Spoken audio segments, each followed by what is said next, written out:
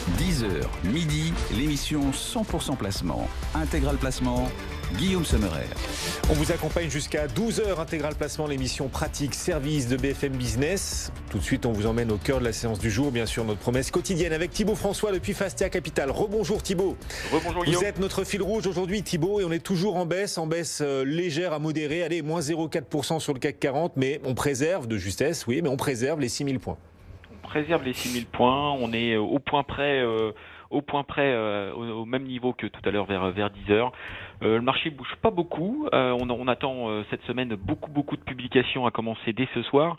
Et c'est vrai que on bouge avec les quelques informations qu'on a du coronavirus qui fait un petit peu le là des marchés depuis un mois. Le marché est en baisse notamment à cause du pétrole.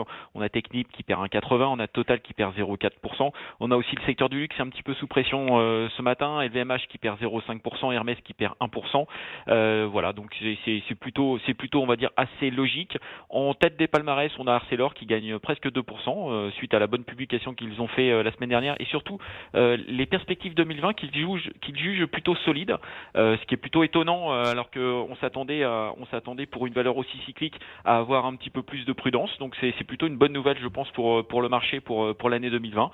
Et quelques autres publications qui vont tomber. Donc Michelin qui gagne 0,20 en attendant la publication de ce soir et Vivendi aussi qui gagne 0,7% en attendant la publication de vendredi. On va y revenir sur toutes ces publications à venir. Sur Air France KLM, donc le trafic passager du mois de janvier constitue une bonne surprise ou pas? On voit ce titre qui tout à l'heure progressait, passer dans le rouge là, et désormais Air France KLM perd gentiment, rien de méchant, mais voilà, perd avec le marché un peu de terrain, moins 0,1%. Oui, réaction effectivement mitigée, alors que on va dire le trafic passager pour le mois de janvier est plutôt bon, hausse du nombre de passagers à 7,5 millions en hausse de 2,2%. On a un coefficient d'occupation qui s'améliore en hausse de 0,3% pour atteindre 86,1%. Donc pour l'instant ça se passe bien. On s'attendait à un impact négatif avec le coronavirus. Certains vols ont été annulés, notamment vers la Chine, mais pour l'instant l'impact est vraiment minimum sur le mois de janvier. Dixit ce qu'ont dit les dirigeants d'Air France. On attendra un peu plus de détails sur la publication annuelle qui sortira le 20 février sur le dossier Air France. En tout cas, le titre a beaucoup reculé depuis l'arrivée du coronavirus. Dans les chiffres, ça ne se voit pas pour l'instant, donc on va voir un petit peu le 20 février ce que ça va donner en termes d'impact sur les prochaines semaines sur le dossier Air France. En effet, et on suivra après la clôture une publication majeure. C'est Michelin qui va annoncer ses résultats, donc après 17h30. Qu'est-ce que vous en attendez de cette publication à venir de Michelin ce soir ? C'est une publication majeure parce que Michelin a l'habitude de faire des bonnes publications. Or aujourd'hui, le secteur auto qui représente à peu près 50% du chiffre d'affaires de Michelin est quand même sous pression depuis de nombreuses semaines, de nombreux mois. On n'a pas forcément beaucoup de visibilité sur ce secteur-là.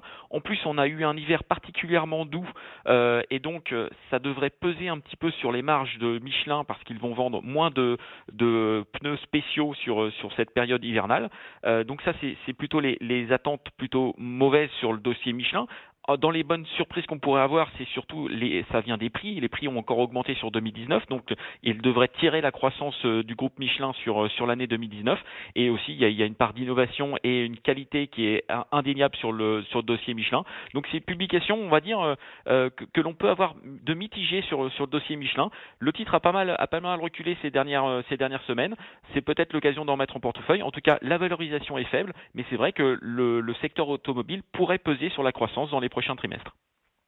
Et parmi les autres publications à venir dans la semaine, parce qu'il y en aura, on aura pléthore d'annonces de la part des entreprises, Michelin ce soir et 11 autres groupes du CAC qui vont ensuite publier d'ici vendredi. Lesquels allez-vous suivre particulièrement, Thibaut, chez Fastia ?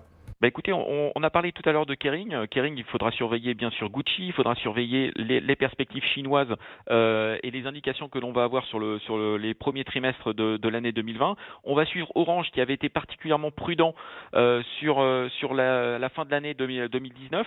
On s'attend à un ton un petit peu plus optimiste et peut-être à plus de visibilité sur le dividende. Ils avaient plafonné, en tout cas ils avaient mis un floor au dividende à 0,7 € pour Orange, ce qui donne donne un rendement de 6%. Peut-être on va avoir un peu plus d'indications sur les prochaines années. En tout cas, nous, on est plutôt positif sur le dossier Orange. Et il y a aussi deux autres publications qui retiennent notre attention pour cette semaine. On a Renault qui publie donc cette semaine, qui publie vendredi. Renault, révision en baisse de la publication sur le troisième trimestre. On s'attend pas à des miracles encore sur le quatrième trimestre. La gouvernance va évoluer un petit peu sur le milieu de l'année, donc ça c'est plutôt des bons signaux. Mais c'est vrai que c'est encore sous pression sur le dossier Renault. Donc publication vendredi, et vendredi on a aussi TF1 qui publie. L'impact gilet jaune et grève a eu un impact sur décembre et sur janvier un petit peu. On s'attend pas à des chiffres extraordinaires. Par contre, c'est vrai qu'il y a une grande qualité du management de TF1 depuis de nombreux trimestres. Donc on ne s'attend pas à forcément une mauvaise publication, surtout que la valorisation est extrêmement faible, à moins de 4 fois l'EBITDA. Donc c'est un dossier qu'on préconise dans les portefeuilles pour cette semaine et pour les prochains mois. Thibaut François, Fastea Capital. Et voilà cette façon